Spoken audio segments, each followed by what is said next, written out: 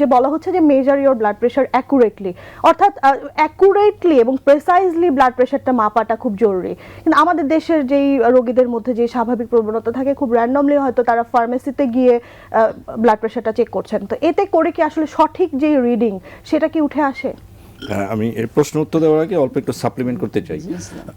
Sorry, hypertension basically হার্টের মাংসপেশিকেও আক্রান্ত করে। হার্টের রক্তনালী আছে, মাংসপেশি আছে।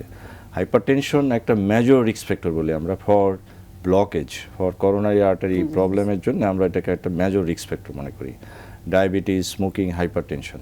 হাইপারটেনশনটাকে বলা হয় যে ওয়ার্ল্ড ওয়াইড কার্ডিওভাস্কুলার রিস্ক ফ্যাক্টরের মধ্যে single most important preventable risk factor, যেটা responsible for maximum cardiovascular death. সুতরাং হাইপারটেনশন একটা ফ্যাক্টর।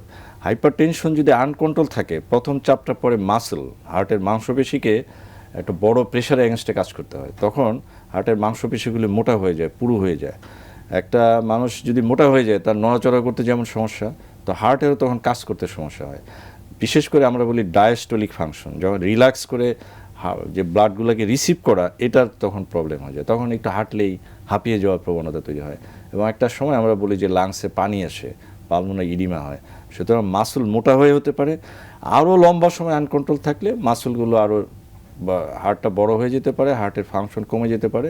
আমরা এটা বলি কি সিস্টোলিক হার্ট ফেল, এটা একটা এন্ড স্টেজে যায় হতে পারে। তাহলে মাংসপেশি আর পাশাপাশি সুন্দর করে গুছিয়ে উনি যেটা বললেন যে করোনারি আর্টারি ব্লকেজ, তাহলে দুই ধরনের সমস্যা তৈরি করে, মাংসপেশিতে এবং দীর্ঘদিন ধরে। নিশ্চয়ই এটা মানে খুব রাতারাতি হচ্ছে না, দীর্ঘদিন ধরে যখন আনকন্ট্রোল থাকছে। এটাকে বলা হয় যে কন্টিনিউয়াস এবং গ্রেডেড রিলেশনশিপ, মানে যত লম্বা সময় ধরে গ্র্যাজুয়ালি সেটা আরো বেশি সিভিয়ার, যত বেশি আনকন্ট্রোল থাকবে তত ইয়েটা হবে। এটা খুবই ইম্পর্টেন্ট একটা কথা বলেছেন।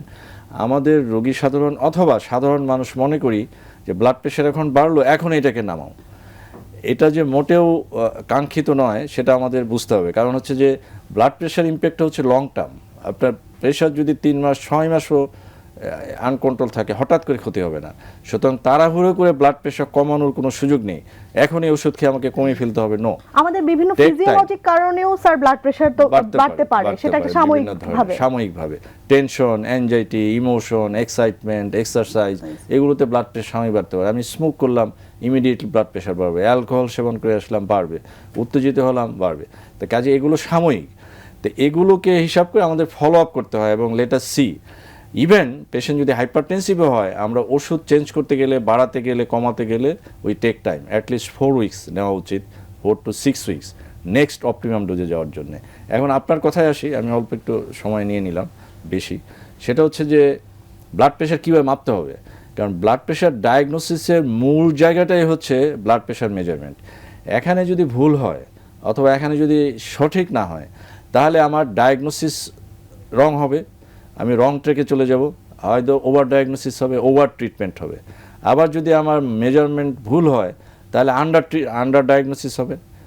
পেশেন্ট ইজ হাইপারটেনসিভ, আমার মাপাটা ভুল হতে কম আসলো, তাহলে দেখা যাবে আন্ডার ট্রিটমেন্ট হচ্ছে। সুতরাং ব্লাড প্রেশার মাপাটা হচ্ছে খুব ইম্পর্টেন্ট জিনিস। আমরা কখন মাপবো, কীভাবে মাপবো। আমার শরীর খারাপ লাগছে, ডাক্তার সাহেব ব্লাড প্রেশারটা দেখে দেন তো, আমি একটু আর্মটা করে দিলাম, আমি দেখে দিলাম, বললাম এত। This is not the way. আমি একটু অস্থির হয়ে গেলাম, উত্তেজিত হয়ে গেলাম, রাগান্বিত হলাম, এখন খারাপ লাগছে, ব্লাড প্রেশারটা দেখুন তো।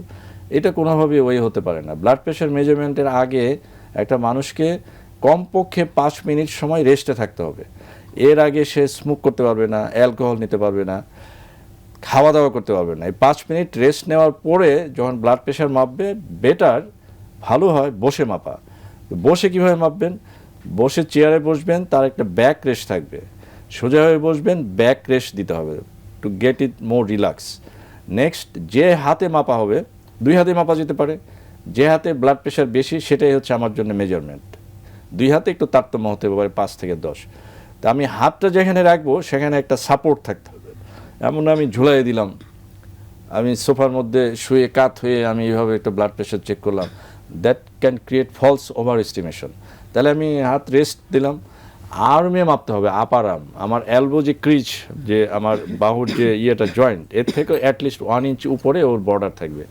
কাফের নির্দিষ্ট সাইজ আছে, সাধারণত ব্লাড প্রেশার মেশিনগুলো অ্যাডাল্ট সাইজই বেশিরভাগ, চিলড্রেন হলে চিলড্রেন, মোটা হলে তারও কাপ সাইজ আছে। তো কাপ সাইজ লাগবে। আর এটাকে রাখতে হবে হার্টের প্যারালাল, আমি যদি এরকম করে প্রেশার মাপি তো হলো না, আমি যদি এরকম কাচ্চিত করি তা হলো না। হার্টের লেভেলে মেজারমেন্ট হতে হবে। আর পা দুটো আমাকে রেস্টে রাখতে হবে। আমি যে ক্রিস ক্রস করে রাখি তাহলে ব্লাড প্রেশার 5 থেকে 10 বৃদ্ধি পেতে পারে। এই জন্যে পা দুটোকেও রেস্টে রাখতে হবে। এবং ডিউরিং মেজারমেন্ট যার প্রেশার মাপা হচ্ছে বেটার উনি না কথা বলুন, যিনি মাপছেন তিনিও কথা ইভেন বলবেন তিনিও না। কথা না বলুন। যে কোনো ধরনের চাপ নিয়ে করা যাবে না। আপনার টয়লেট ধরেছে, তাড়াহুড়ো আছে, আপনি টয়লেট সেরে আসুন। আপনার ইউরিনে চাপ আছে, ওই অবস্থায় যদি প্রেশার মাপেন বেশি পাওয়া যাবে। বেটার যে আপনি চাপটা সেরে তারপর এসে বসুন। রিল্যাক্স। তারপরে যদি সন্দেহ হয় পরপর 3টা রিডিং 1-2 মিনিট অন্তর পরপর 3টা রিডিং নিয়ে অ্যাভারেজ করে Average আমরা দেখি করে। যে সেটা খুব ছোট ছোট কিছু কথা কিন্তু আসলে এর গুরুত্বটা কিন্তু অপরিসীম। একদম।